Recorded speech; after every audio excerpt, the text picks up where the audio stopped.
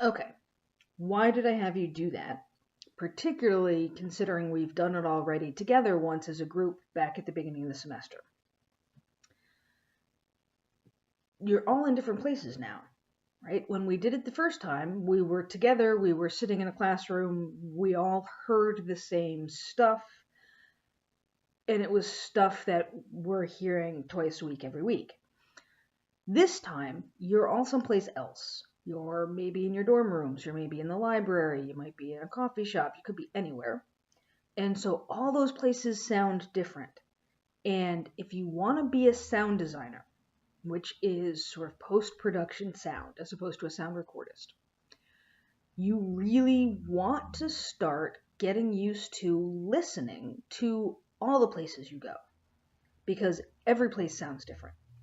And our brains are wonderful magic things that are used to ignoring a whole lot of sensory input, and especially ignoring a whole lot of audio sensory input, because you can't close your ears the way you can close your eyes.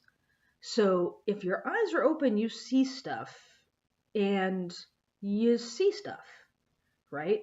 But our brains don't need to filter out what we see, because I can now filter out what I see. But even if I do this, sound kind of comes through. And so our brains have adapted, and we don't hear stuff, especially things that are kind of just repetitive. So the traffic outside my house, boy, I don't hear that on a day-to-day basis. When my dog barks, I hear that. He could. Well, what's the difference? The dog barking is information. It's actually usually stupid information, but it's still information that your brain says, hey, that's different, I better pay attention to that. Whereas things like the heat turning on and off, and the cars outside, and whatever else is going on, knowing that that has happened doesn't really matter. And your brain says, yeah, whatever, don't need it. If you're going to be a sound designer, just every time you go someplace new, you don't have to stop for a minute and close your eyes and do that whole thing, but stop for a minute and think, oh, what does this space sound like? How echoey is this kind of space? How much of a difference does it make if there's brick walls or soft walls, if there's carpet on the floor or tile on the floor? What is the sound of my walking like? How does my walking sound different? How does my talking sound different? Because a sound designer is going to get a whole lot of sound files from the recordist that won't include any of that. So let's stop for a second. What do I mean when I say sound design? If we were together, I would brainstorm this definition and write it up on the board. We're not together, so I'm just going to give it to you. Write it down. You want this in your notes, right? So sound design is a sort of multi-step process to build the soundscape in a film. But what does that mean? Like, what do you do? What does a sound designer do? Right? Fundamentally, they do three things. First, they need to figure out what sounds they need, right? So the first thing a sound designer is going to do is look at the script and see if there's any sounds that are specifically in the script asked for, and then look at, usually by the time they're really digging into work, you've got a rough cut. Look at the film. Where are people? What kinds of spaces are people in? What kinds of things are going on? What should we be hearing? So their first thing is determine what should we be hearing. And then step 2 is acquiring that. Sometimes you'll get some of that sound from the recording on set. So if somebody's walking and talking, you will often get the sounds of their footsteps that just naturally got recorded when they were talking. And that's fine, you can use that. But often, most of the sounds of things on set you won't get because the sound recordist was trying very hard to not get them. So now you need to get them. Either record it yourself or go to sound design, sound effect libraries and acquire it that way. There's not in the field, there's not like a rule of you must record all your sound effects yourself.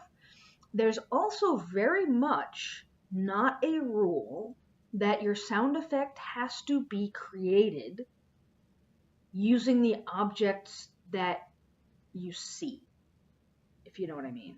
So, often if you have to recreate footsteps, you look at what kind of footwear they're wearing, and you either go record it or you find it, but you look for people wearing the same kinds of shoes.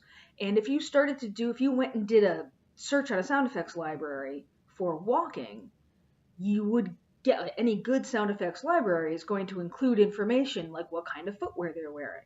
Because a woman walking wearing sneakers sounds very different from a woman walking wearing high heels, which also sounds very different from a man walking wearing dress shoes, which sounds very different from a man walking wearing flip-flops, right? So any decent sound design library, sound effects library, is going to have that information so that you're picking the right stuff. But if you think about things like, what are good examples? Well, fun examples. If you think about things like the lightsaber in all the Star Wars movies, clearly a lightsaber doesn't exist. So they just sort of went to town and invented sounds. But even sort of day-to-day stuff, it doesn't have to be the thing that it was. It's often not the thing that it was. So don't limit yourself to, that was a ceramic mug, so I have to have a ceramic mug when I set the mug down. The other thing to not limit yourself about when you're acquiring things is, what does it sound like in real life? Especially when you're doing fiction. If you're doing journalism, then yes. But if you're doing fiction work, even commercial work, which is honestly mostly fiction. See, the dog, you hear the dog. Often you want your sounds to be fuller and bigger and more emotional than an actual sound would be.